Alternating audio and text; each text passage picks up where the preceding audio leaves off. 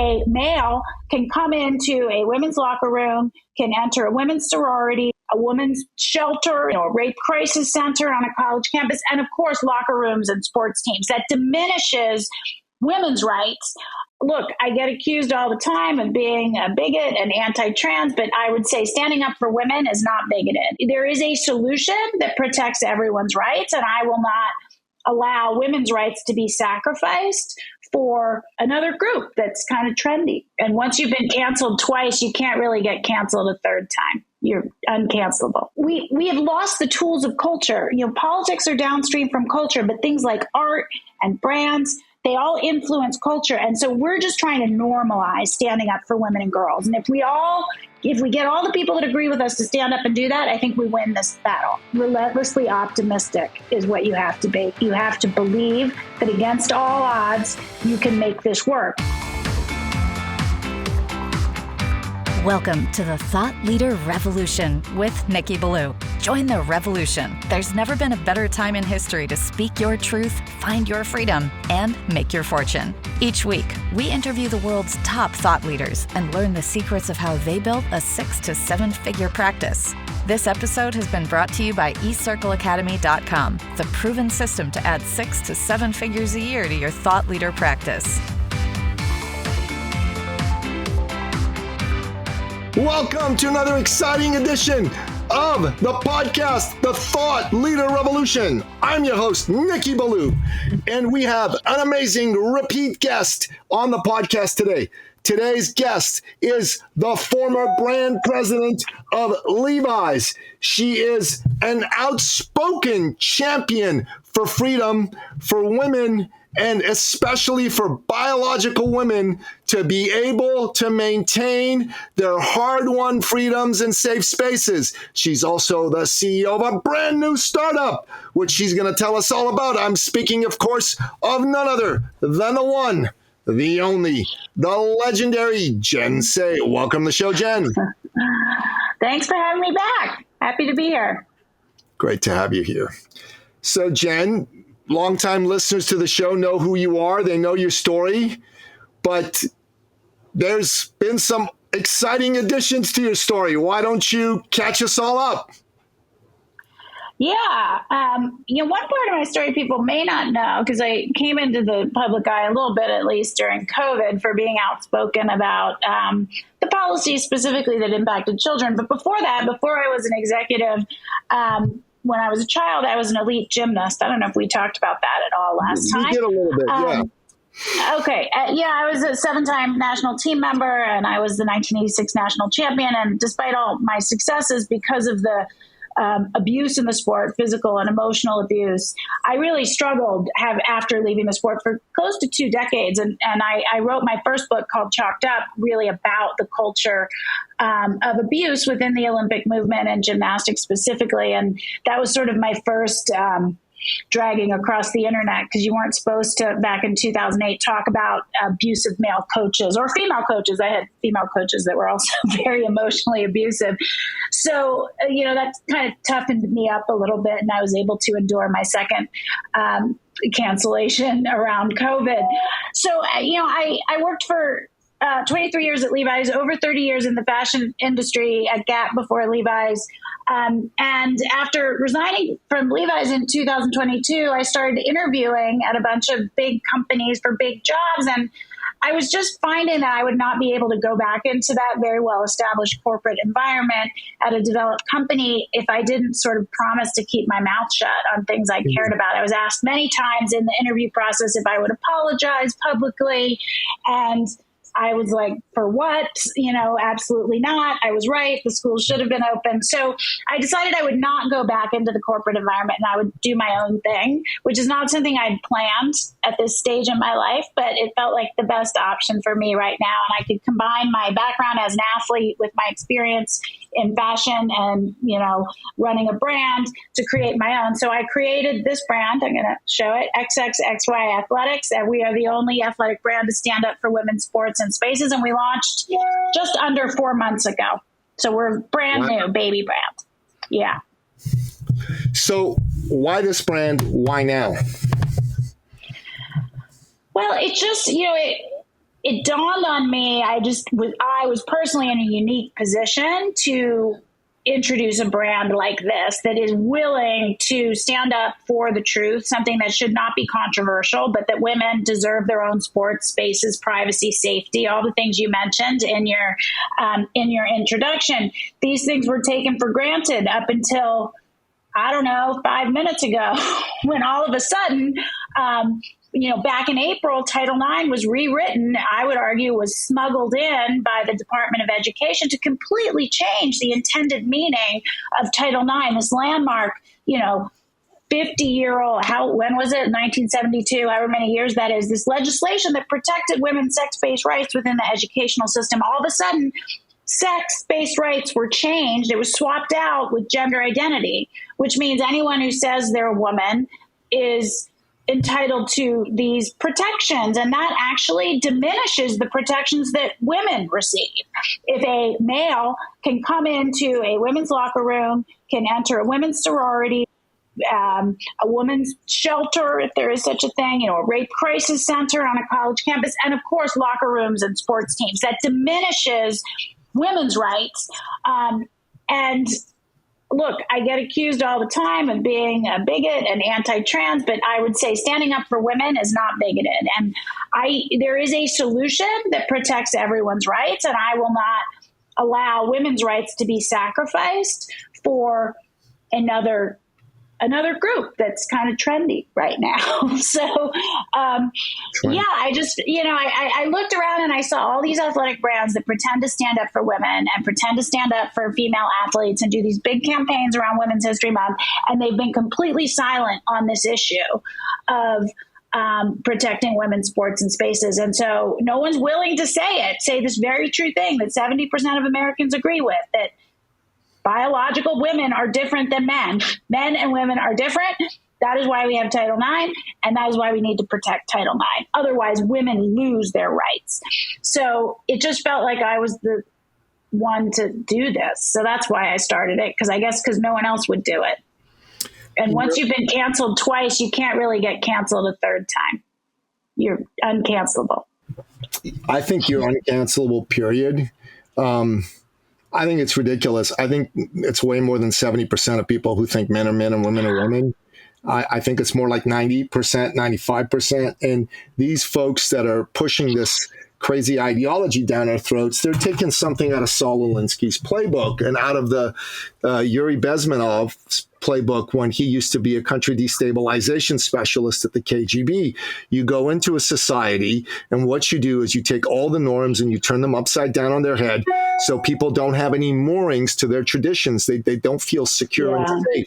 This is what they're doing to try and turn us into a Marxist society. And then these guys talk about, Joe Biden, who just dropped out of the race, but they said this guy was a puppet for the Obama administration. He's Obama's third term. And what was Obama? Well, Obama studied under a whole bunch of Marxists, including Saul Alinsky, and he bought into that. He was America's first Marxist president from my point of view, and I think you can make a very strong case for that. And these are the folks that are trying to take everything that's been familiar to the American people and wreck it and destroy it. Thankfully, there's been a strong pushback, and you're one of the folks that's leading it. And Riley Gaines, who's an athlete that is working with your brand, and I think that's amazing that you managed to get her on board with this, is getting a lot of people to stand up and say, hey, we're pushing back here. We're not having this happen. And that's very important. That's why it's important that your brand get traction. People need to buy from you. You guys got to become $1 billion brand sooner rather than later, so that crap doesn't, get shoved down our throats. And then the big companies, because they're all scared, they're all cowards. They're not doing this because they believe in it. They're going to start to pull away from it because they can see it's bad business and they're losing market share. That's right. That's exactly correct. And I think you're right. It is incredibly destabilizing to have what was once the most obvious fundamental truth that existed in the world that men and women are different. There's all sorts of things you can debate about women's role in society. I'm a feminist. I still stand by that. I think, women should have the right to vote at a most basic level, own property, be paid equal for equal work. I wouldn't call myself a radical feminist. That's a whole different thing. But most people agree with those things that I just said. And it's just unconscionable to me at this point, after the fight for women's rights and second wave feminism in the 60s and 70s, which fought for things like battered women's shelters. They fought for things like, a woman being able to leave a husband that physically beats her and abuses her. That wasn't really possible before then. All those things are good. And it's like we're unraveling all of that. And we're in the upside down. This young woman, Paula Scanlon, another woman that we work with on the brand, she swam at the University of Pennsylvania with Leah Thomas on the same team. Paula is a rape victim. She's a survivor of sexual assault as a teenager. She went to the university to say, I'm not comfortable changing in the locker room twice a day with this person who is male, who is a lot bigger than me, who is walking around the locker room and intimidating us. And the university told Paula, you need to seek help. You're the problem if you're uncomfortable with this. I mean, the thing that's so crazy about this is just a couple years earlier, in the heat of Me Too, which had its problems but had some good things in the beginning, that, a crooked glance from a guy at work could get that guy fired. Now this young woman goes to the university and asks for some protection of her sex-based rights, and she's told, no, you're the crazy one. You're the one with the problem. So the world is upside down, and I would agree with you. It's completely destabilizing. And, if I may, the recently passed legislation in California, or I guess what Gavin Newsom passed into law, which separates children from their families and makes it basically illegal for teachers to communicate with parents about a child's social or medical transition in the school setting, social transition. This tactic of dividing children from their parents and making children beholden to the state is also, I would argue, a Marxist tactic, as I'm sure you would as well. I recognize that there are some terrible parents out there. I do recognize that. By and large, no one will ever care about your child as much as you do. No one. Nobody. That is the norm. That is the norm. And that's not to say that parents don't make mistakes. We all make mistakes as parents. It's the one thing you can count on. As a parent, I joke with some of my friends, you are going to screw up just by being yourself as a parent from time to time. It's just the way it is. But no one will ever love your child. Certainly not the state. Certainly not some teacher who spends an hour a day with your kid. No one will ever care about your child as much as you do. And so this idea that the teacher and the school administrators could somehow protect your child and care about your child more than the parent is so ludicrous. It's just grotesque. It really, really is. It's all driven by this gender ideology. And again, I think to divide families, which we also saw happen during COVID, to be clear. So anyway, I'm on a bit of a rant, but I agree with you 100%. And I will say this, and then I'll let you ask me another question. I think you're right. It is higher than 70%, but people are so afraid to speak this common sense truth that men and women are different and women deserve their own sports and safety and privacy and fairness, because this very vocal, tyrannical minority is so loud and so cruel that even in an anonymous Gallup survey, people, I believe, will lie.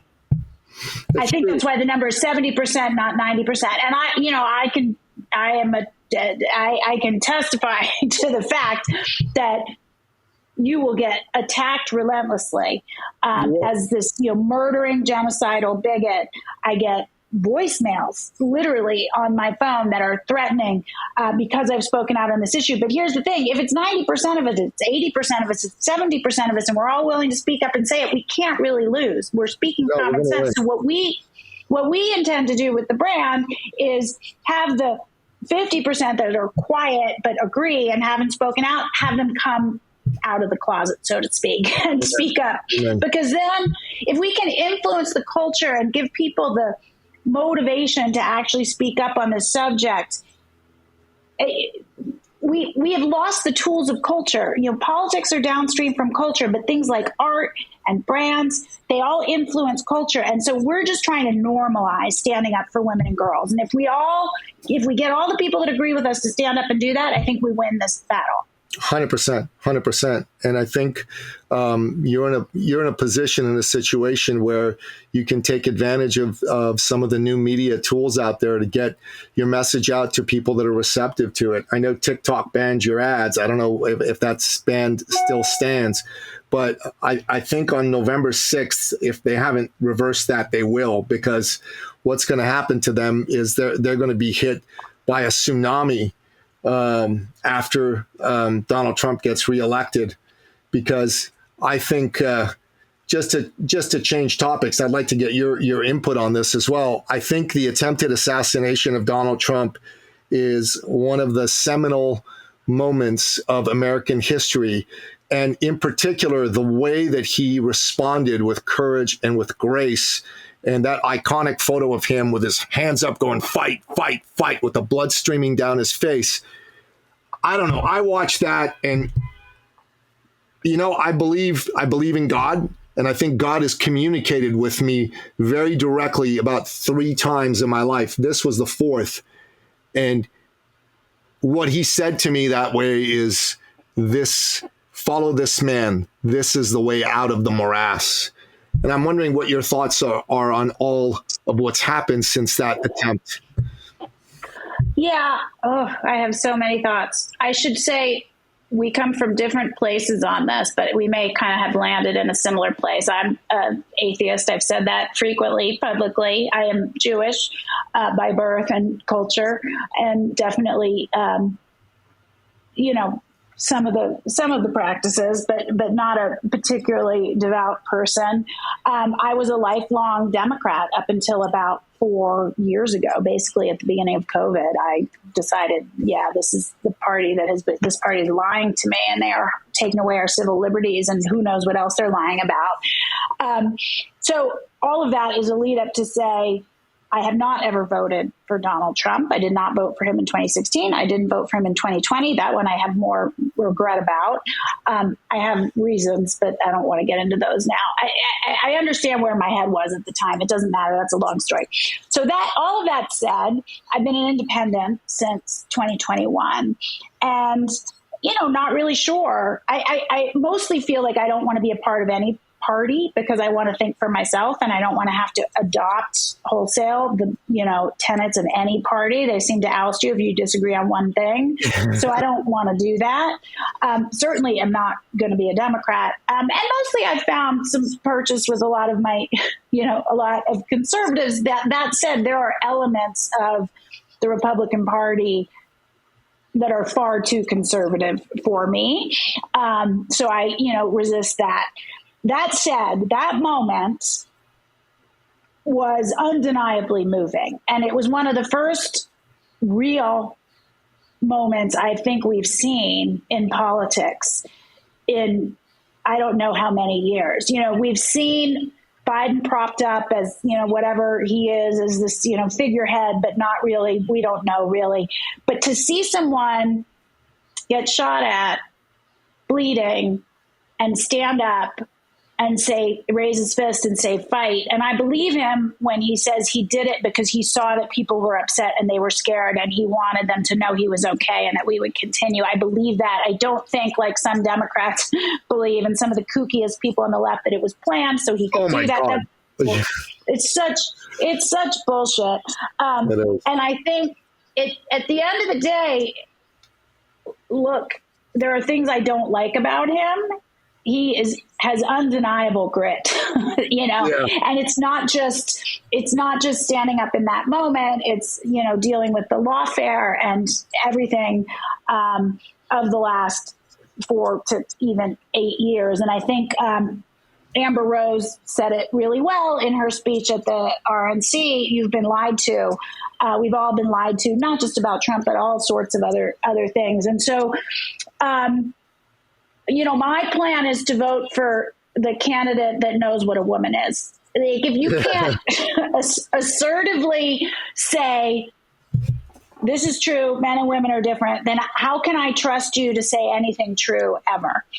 It's really that simple for me. And I also really resent, and I say this as someone who's pro-choice with restrictions, I resent the idea that the only thing women care about as far as women's rights is abortion.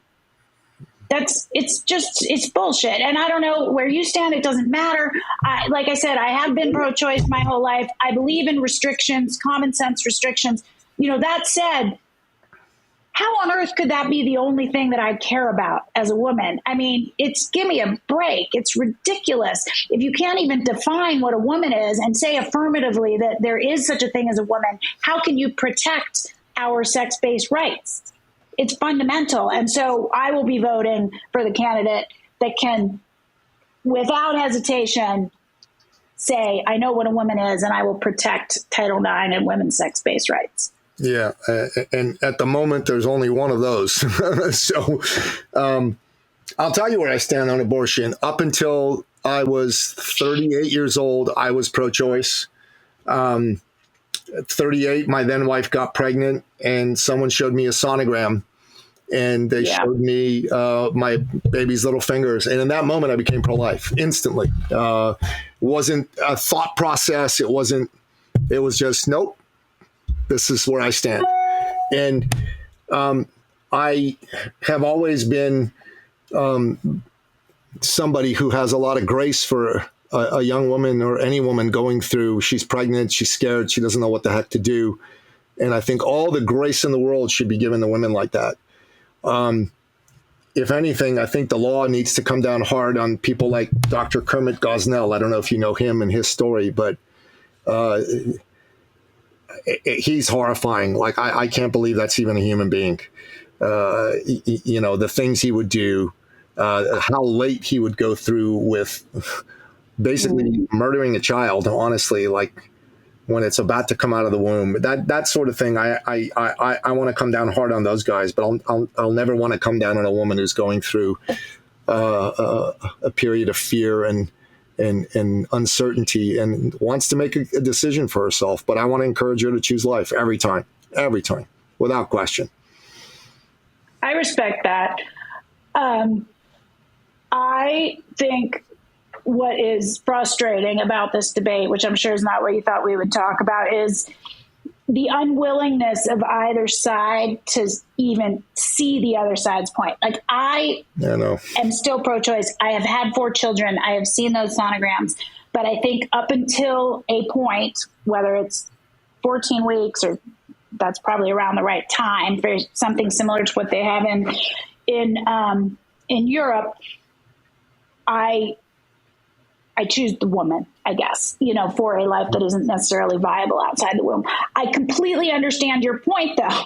And it is so disingenuous for the left to say the right hates women, the right I love women. I adore women. It's not true. They just see that life, they see it as murder. And I understand that view. And conversely, I think it's disingenuous, or maybe it's not disingenuous, but it's unfair to not concede the point that for a young woman who finds herself in a position like you described, possibly not because she chose it, possibly she was assaulted, that 14-year-old should not have a choice. No, you have to at least concede that it is an empathetic position to say that young woman should have a choice. It's not because you like murdering babies that you think she should have a choice. So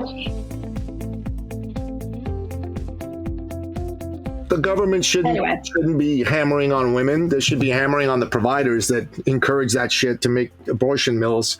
Like that, a fact that a Kermit Gosnell was possible, I don't understand. Honestly, I don't understand. How can a government allow somebody to make a business out of churn and burn through vulnerable women and just pushing them into this decision, which is what he did. He wasn't like trying to say, hey, whatever you choose, whatever, we're going to make this safe and possible for you. That's different. But pushing them toward this decision, absolutely horrifying to me. And I watched the movie about his trial, and I went and researched it, and it was pretty true to what happened. And that's what made me go, wow. Wow. Yeah, I completely understand. Anyway, the idea that should be all I care about That's crazy. as a woman, that's insulting. That is truly insulting. And honestly, for my daughter, I have 4 children. Only one is a girl. She's quite young. She's only 7. Right now, I am much more concerned about her ability to access, privacy, safety, a fair and even playing field, all those things in the school system and the educational system as she looks to go to college 10 or 11 years from now. I'm way more concerned about that than her ability to secure an abortion. We don't even get to that stage if she doesn't have equal rights within the education system. So, and not to mention, outside of women's rights, if we could just talk about children's rights for a second, I have never, the left, and this relates back to your points about Trump or your question about Trump, the left is constantly threatening us with the loss of democracy if we were to vote for Trump. And look,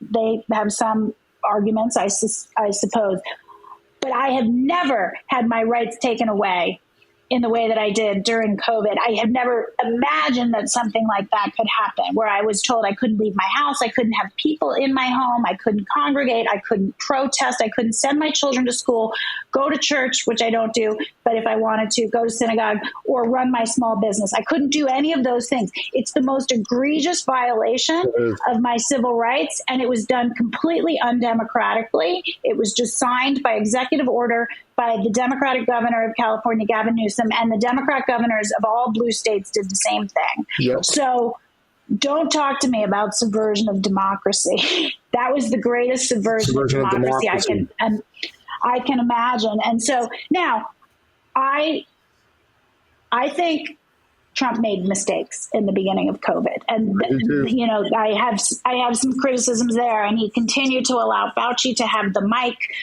which gave people like Gavin Newsom the kind of authority to He's actually way too nice, in my opinion. Donald Trump is way too forgiving and way too nice. If people speak nicely to him, he's just got too soft a heart.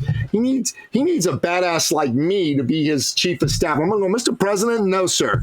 This person does not get the favor of the Trump. This person gets to be banished to the hinterlands of the political. Dr. Fauci should have been kicked out of government and honestly prosecuted for what he did. He helped kill people. And well, the ventilators, certainly killed people. All of that said, I believe that Trump would never fall for that again. And I believe that he will kind of remove power and authority from some of these government agencies like the CDC or, I want less centralized power and authority in these administrative agencies like the CDC and the Department of Education. The Democrats want more centralized power within these organizations. So, it's an easy choice for me at this point, even though, I wish we had, whatever, it doesn't matter. I don't love that any candidate is, almost 80. I just but that's a pretty vigorous dude, man. You got to admit. Come on, look, you see him get shot. He gets up like a badass. I don't know 40-year-olds who'd get up the way he got after taking a bullet to the face. That is an extraordinary human being. There's no question about it. I agree with that. I think that he has unleader-like moments, and I liked how he started his speech at the convention. It was much more humility than I've seen from him. He talked about being the president for everyone. I would like to see him deliver on that. Yesterday at a rally, he actually made fun of himself and his hair. I don't know if you saw this. He went on a 1-minute riff about his comb over and don't shoot him from this side only, meaning photograph him from this side only, this side. It was really the first time I've ever heard him make fun of himself. And I thought that was fantastic as well. Like, we all need to have that kind of humility. So, perhaps we're looking at a new Trump. We'll see. It seems he's now going to be running against Kamala. Yeah. Who I'm not a fan of. She's a longtime San Franciscan Bay Area person. So I knew of Kamala before she entered this sort of national stage. And I will tell you, no one there liked her. No one has ever liked her. I don't, you know. Her staff keeps quitting on her because she's nasty. I mean, anybody who makes Hillary Clinton look like she's a kind person, that's what they say about her. I'm like, come on, man, because I've heard terrible things about Kamala and how she treats people and human beings. And the word salads, when she goes and she does an off-the-cuff little spiel. What the hell did you just say? Do you remember the line from the Trump-Biden debate when he said, I don't know what he just said. I don't think even you know what he just said. I think you could say that about Kamala tons of times. Yeah, all the time. Yeah, I think the other thing is she's just deeply unprincipled. And she said this when she was still in the race for president. She talked about not having, I'm not sure what the words are, you know, sort of an overarching philosophy. Ideology or philosophy. She didn't have one. She did what the people wanted. So basically she puts her finger in the air and sees where the wind is blowing, and that's what she does. So, you know, she made some decisions, you know, back when she was, you know, before she was senator, when she was, what was she, the prosecuting attorney in San Francisco. I mean, she had a very sort of unlefty view, which is she was aggressively prosecuting and imprisoning petty drug crimes. She kept those people in prison long beyond, I think, what was even reasonable if warranted, because they were basically free labor. And she talked about that. She threatened to prosecute parents whose children were basically chronically absent from school. That's just grotesque to me. I mean, it is. and certainly at odds with what she would say her policy would be now. She also famously laughed, I don't know, I think it might have been on Charlamagne the God's show, about, you know, trying weed when she imprisoned these petty weed dealers, petty drug dealers, dime bag dealers, and kept them in prison for just forever. And she joked about, you know, using weed herself, which I found pretty distasteful. So I think she doesn't have any principles, and I think she kind of blows where the wind blows. I don't think she has any strength to stand up for what is right. And it'll be interesting to see if the party rallies behind her. I suspect they will, even though she had to pull out of her run for president before one primary because she had such a low, you know, no one was going to vote for her, and she knew it. Well, as of this morning, I don't know if that's changed. Nancy Pelosi and Barack Obama had not rallied to her side, had not endorsed her. I saw that. So that's interesting. And hey, it's as a rock rib Republican, nothing gives me greater joy and Schadenfreude to see the Democrats fighting amongst themselves like this. It's just a lot of fun to watch. Yeah. Pass the popcorn, folks. Yeah, I noticed they hadn't yet. I mean, they still could. I think they're waiting to see which way the wind blows as well. I think they know there's some efficiencies in getting behind her. The money all goes behind her. Yeah, they can enter the convention without so much chaos and division. But they also know and deeply understand how high her unlikability is.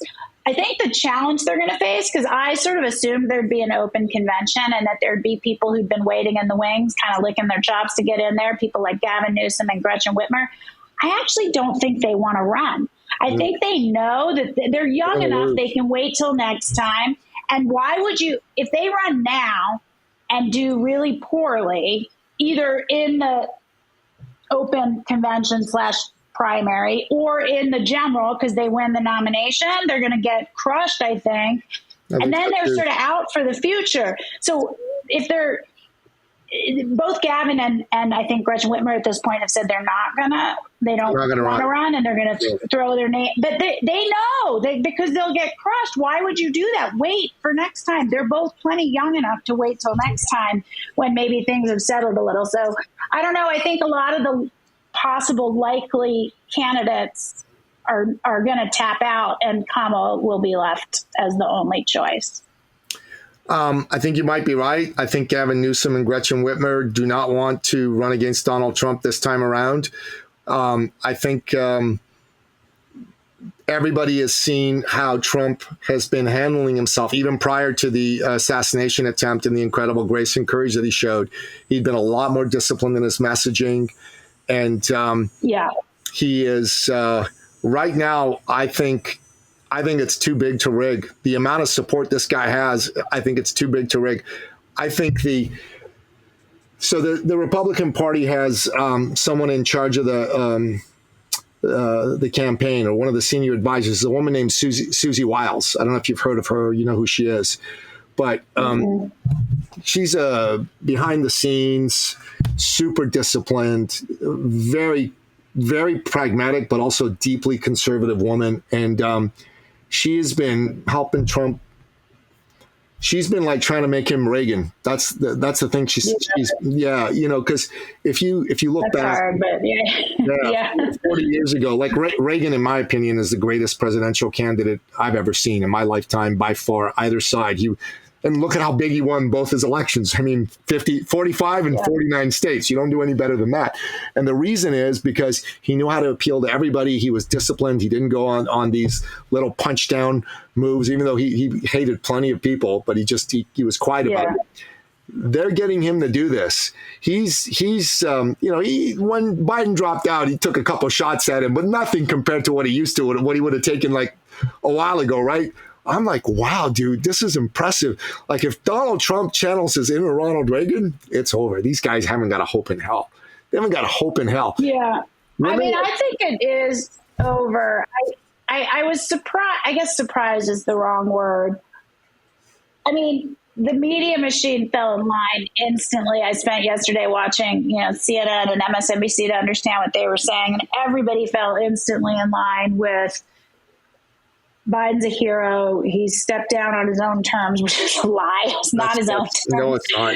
And second, Kamala is amazing, and Trump is terrified to debate her. He's not terrified to debate her. She doesn't make sense. But even people, I still have a lot of like lefty friends and social media. They're not my friends, but I still follow them. And even people I knew that didn't like her sort of immediately, like I said, fell in line. So I mean, it seems impossible to me that he would not win. But again, the entire media machine, other than, Fox, is going to line up behind her. And that's a lot to resist. They're going to build her up. They're going to create her the way they created Biden, as this like viable, noble candidate. They're going to do that for her. They are. It's a lot. I mean, I'm just saying, do not underestimate. That is a lot. That is a lot. I agree. I also think that when people saw Joe Biden debate, a lot of people's eyes were open that the media has been lying to them. I think Amber Rose getting up and speaking at the RNC is reflective of a large portion of the population that previously was uncritical of the media and right now is saying, no. You can fool me once, shame on you. Fool me twice, shame on me. And I don't think their influence is what it was even 4 years ago. I think that's right. I think, look, I'm not alone. There are a lot of people like me. And I think having Amber Rose speak was a really brilliant choice. And not just Amber Rose, but the vast diversity. I mean, this is not your grandfather's Republican Party, so everyone from Amber Rose to Harmeet Dillon. And, it was a very diverse cast of speakers. It very much sent open tent vibes. And, by Van Jones' own admission, he hasn't seen energy like this at a convention since the Obama convention in 2008. And I felt that, and it seemed fun, frankly. I mean, they were having fun. It seemed cool and fun, which to my mind, no Republican convention has ever seen that way. And look, there was a lot of criticism for choosing Amber Rose. People like Matt Walsh and kind of that contingent of conservatives who felt like she was not a good role model to have up there. I think he's totally wrong.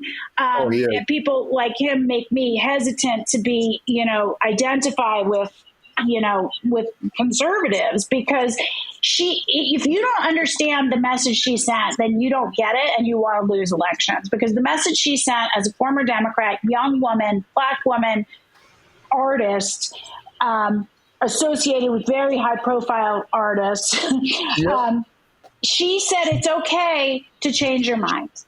It's okay to realize maybe you were wrong. She was authentic. She was real. I don't care what she did in the past. I don't really care what she does now. She was warm and authentic, and she sent a strong signal to people like me who for many years, were left of center Democrats, started to question things, but were too afraid to kind of say in their friend group, I don't agree with this. We're being lied to, because you would get called names. She sort of made that okay up there. And by the way, look, a lot of the old fogies in the audience had no idea who she was. She has 25 million Instagram followers, and I would bet most of them are under 30. Yep, they are. Almost all of them are. I guarantee you that. So I'm sorry, unless you want to lose elections, you need people like that. And you need her to get up there and say what she said. So I thought it was great. And I think the people that were critical are wrong.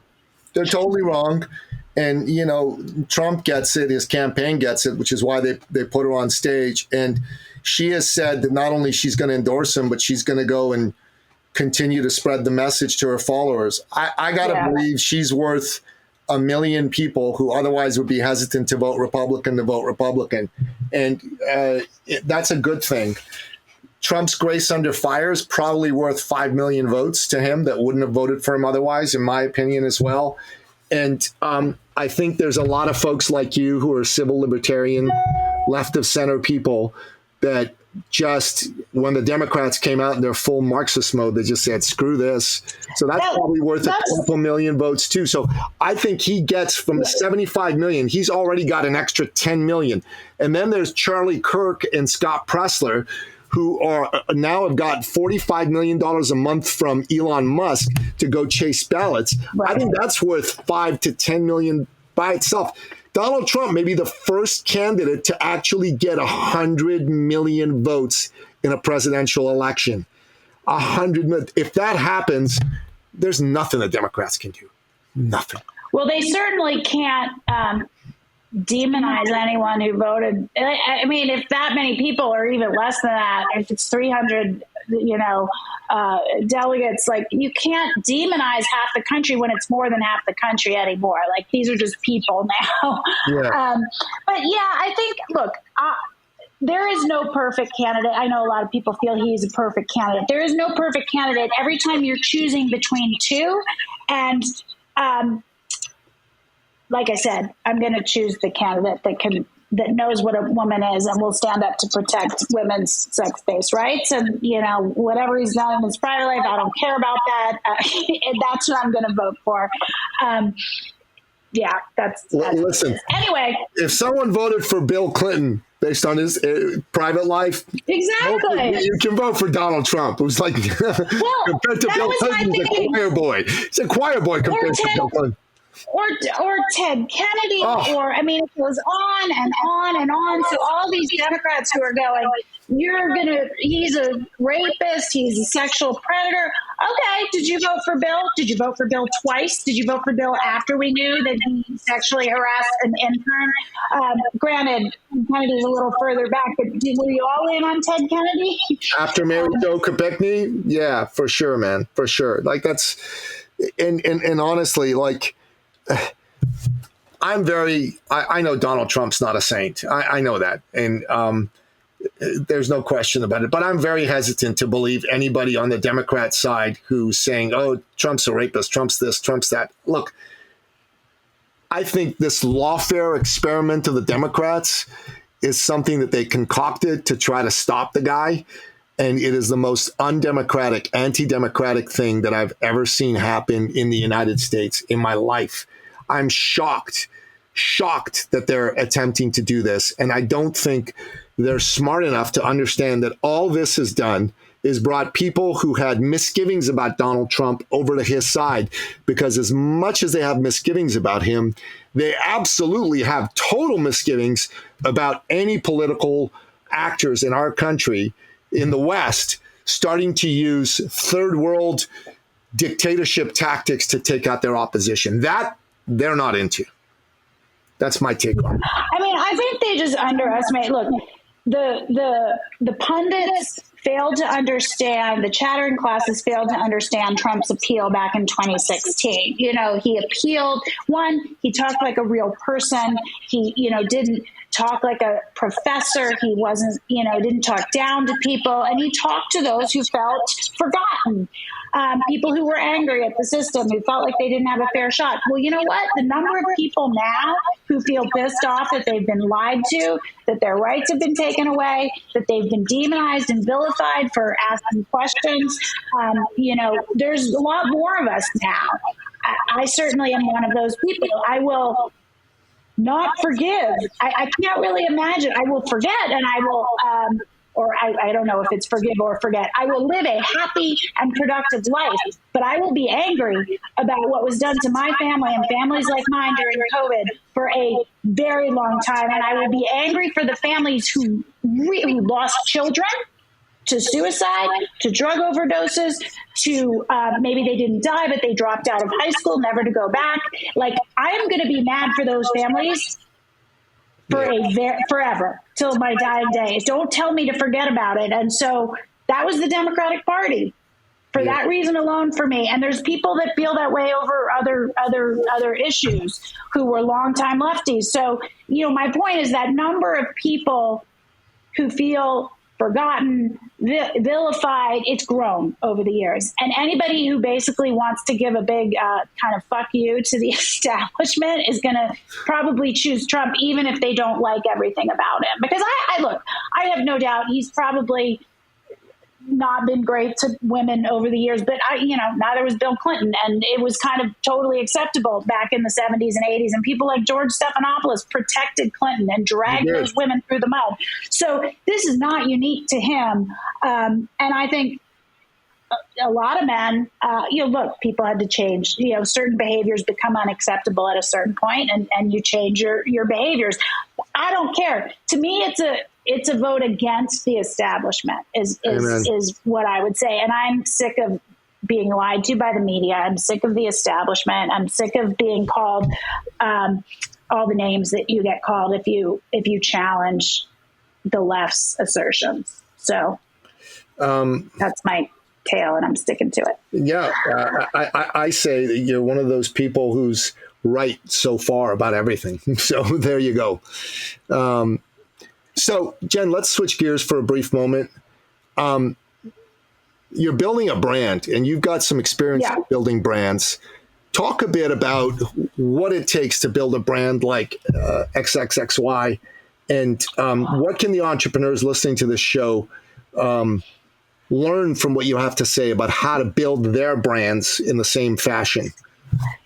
Yeah, look, it's really hard, and I'm kind of doing this backwards because a lot of people have that entrepreneurial spirit and they kind of start in startup mode. I was in large established companies for over 30 years, and a lot of people like me can't do the startup because they're not really willing to lean in and get their hands dirty, and do the work. They spend a lot of time managing other people, and by the time they find themselves in boardrooms and executive rooms, it's been so long since they've done the work that they don't even remember how. But I've always loved doing the work. So, you got to be prepared. It's a lot of work. You have to be willing to pretty much do anything, even the stuff you don't know how. You better learn how to do it. You're going to have amazing days, and the good days or the great days are going to be so much better than any day you had, in a big established company where you were a cog, and the bad days are going to feel way worse, and you will have bad days and they're going to feel worse because you feel responsible. It's your baby, and you feel responsible for the people working for you and all of that. But that said, it's tons of fun. Like I said, we're not even 4 months in, but we're having an amazing time.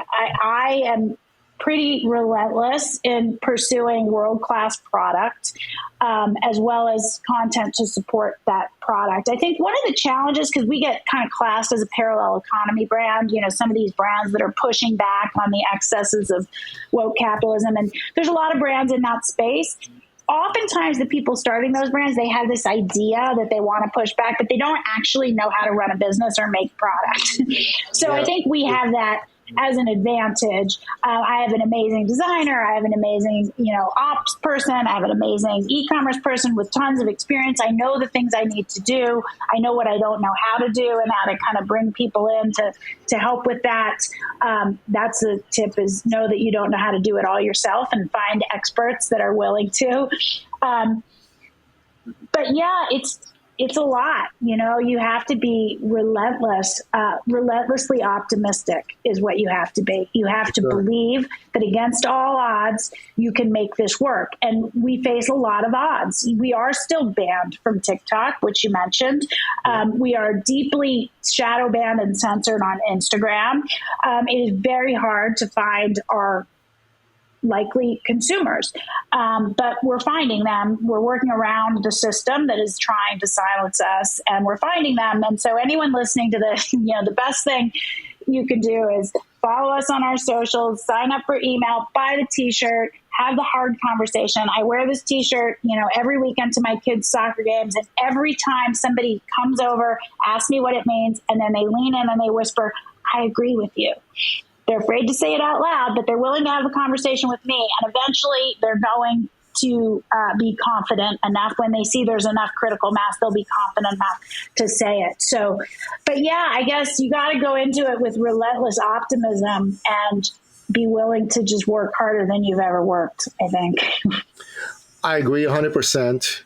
I've been on your website. I'm going to support you guys. The stuff you're making for women is amazing.